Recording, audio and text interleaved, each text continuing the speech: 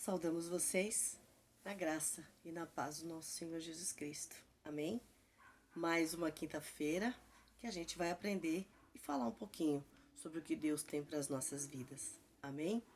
Não esquece, eu sou a pastora Leia, Dircileia, da Igreja Metodista aqui em Vila Paulistana. Muito bem, estamos falando sobre ética cristã. Vamos lembrar um pouquinho falando de ética, porque ética lembra a lei dos 10 mandamentos. Ótimo. Vamos lembrar que Deus tira o povo do Egito através de Moisés e ele leva o povo para o deserto. E neste momento lá, ele chama Moisés para ir ao monte para que lhe seja concedido as tábuas da lei, os 10 mandamentos. Lembra do filme? Maravilhoso, né? Tem filme, tem desenho, tem histórias muito lindas que contam justamente sobre os 10 mandamentos. Lei, considerações importantes que Deus faz para a humanidade. São palavras de Deus. E Ele mesmo escreve, né? Vem dos céus e... Lembra do filme? Escrevendo com os dedos, né? Escreve nas tábuas, na própria pedra. Lindíssimo isso, né? E Deus faz então essa aliança com o povo. E é uma ordem, a lei é uma ordem. Não façam isso. Não caminhem assim. E Deus mostra nos 10 mandamentos 2 tipos de relacionamento, nesta ordem que ele dá. Primeiro, o homem com Deus. E depois o homem com o homem. Se a gente vai ler, a doutrina, os 10 mandamentos nos mostram como que a gente deve se comportar. É uma doutrina divina. O que Deus quer para nós, para a gente fazer que agrade a Ele. Muito bem. Obedecer a Deus. E aí a gente vê que praticamente nos 4 primeiros mandamentos, é Deus e eu e Deus. E aí lá no Êxodo 20, você pode ler, você pode abrir sua Bíblia e ver. No Êxodo 20 a gente vai ver assim: eu sou o Senhor teu Deus, eu te tirei da terra, eu sou. E aí ele fala: não terás outro Deus além de mim, não farás imagem de escultura, não adorarás a outro Deus, não tomarás o meu nome em vão, lembra-te do sábado, e assim. Todos esses mandamentos estão voltados para Deus. Lembrar de Deus, adorar a Deus, louvar a Deus, colocá-lo em primeiro lugar na nossa vida, na vida do ser humano. E aí a gente percebe que Deus está acima de tudo e de qualquer coisa, de qualquer situação. Ele é digno, Ele merece louvor. Lembra o que Ele fez, Ele é digno, Ele é Senhor, louvado seja o teu nome. Ele é Deus e a gente não pode falar o nome de Deus em vão, como a gente tem falado ultimamente. Muitos de nós. E aí a gente vai perceber que todos estes mandamentos, eles vão revelar um pouquinho do caráter de Deus. Ele é santo. Não posso falar qualquer coisa, não posso sentir qualquer coisa, não posso adorar de qualquer jeito. Ele é santo, ele é soberano sobre todas as coisas. E as outras, depois desses mandamentos, vem a segunda parte que fala do homem com o homem. Se eu recebo e tenho a Deus em primeiro lugar na minha vida, automaticamente eu vou tratar o outro homem, a outra mulher, de uma forma diferente, porque eu entendo o amor de Deus. Então, esses outros, depois desses primeiros mandamentos, os outros vão falar exatamente isso. Então, por exemplo, respeito, né? Vai falar de honrar pai e mãe, e aí eu não posso esquecer com você que é o único mandamento com promessa. Honrar a pai e mãe para que se prolongue os seus dias na terra. Quer viver bastante? Quer viver bem? Quer viver de uma forma digna? Respeita e honra pai e mãe. E aí a gente percebe, né, a obediência para eles.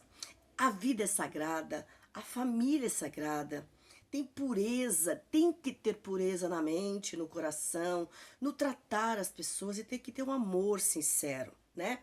Tenho que respeitar mesmo. Não posso pegar as coisas dos outros, não posso desejar o que é dos outros, né? E aí fala: não, não, não, não matarás, não cobiçarás, não, não, bastante.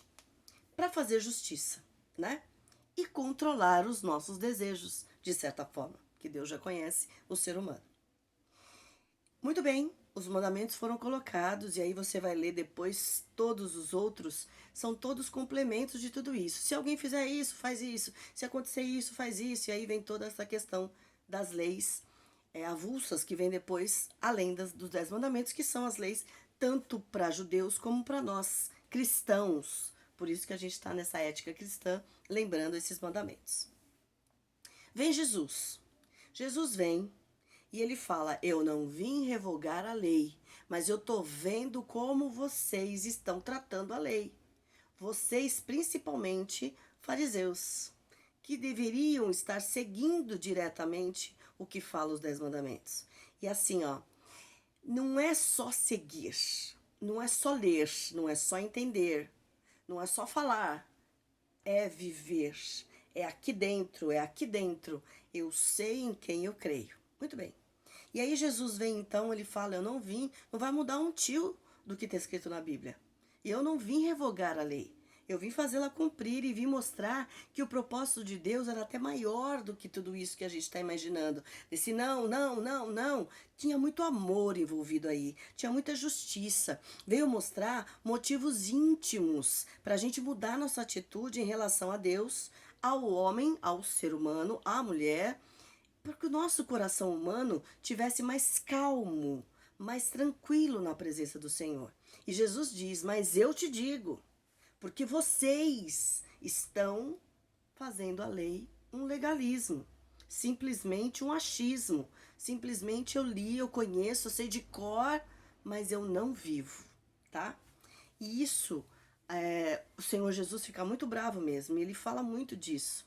Ele não queria que eles só pensassem neles mesmos, porque os 10 mandamentos não tem nada a ver disso, né? Não é benefício próprio, mas eu tenho que pensar em Deus, em primeiro lugar, agradá-lo, e aos outros, porque são meus irmãos, fazem parte de mim. Então o coração da lei é divina, e é para nós, seres humanos. Amar a Deus, amar ao próximo, tudo isso faz com que a gente caminhe de um modo diferente. Tem uma moral em cada um de nós, né? E dentro de cada um de nós tem uma confirmação do amor de Deus. E é interessante que Jesus não fala não, ele não usa a palavra não. Ele fala só uma coisa importante, que resume os 10. Amarás o Senhor teu Deus de todo o teu coração, de todo o teu entendimento, de toda a tua alma e ao próximo como a ti mesmo. Se você ama a Deus, respeita a Deus, sabe quem é Deus, conhece o caráter de Deus, o coração de Deus, você também ama ao próximo. Você não mata, você não rouba, você não faz nada disso que é desagradável aos olhos do Pai. E aí a gente pergunta, né? Como é que a gente reage diante desse mandamento? Nossa, isso é coisa do Velho Testamento? Isso não tem nada a ver com a gente? Será que a gente está realmente mostrando o amor de Deus para o próximo? Está evidenciando este amor nos nossos atos de dia a dia? Olha a nossa ética, né? Estamos fazendo realmente a vontade de Deus e obedecendo? Com Deus não se brinca, gente.